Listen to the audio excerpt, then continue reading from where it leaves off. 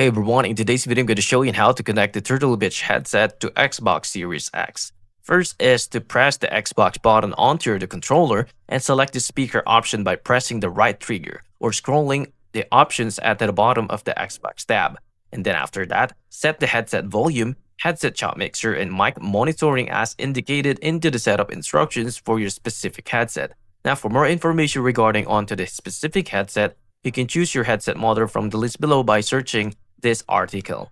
Now on to the wireless models, you can power on the headset and the console, and the LED should light up solid. If the LED on the headset is not lit up solid, the headset may need to be paired. Consult the pairing page for your specific headset for full pairing instructions by searching this article. Now press the Xbox button onto your controller and go to the Profile and Systems tab. Go to the Settings, General, Volume and Audio Output, and then set the headset format under the headset audio column for Windows Sonic for headphones. And that's it. If you find this video helpful, please like and subscribe, and I'll see you into the next one. Thank you for watching.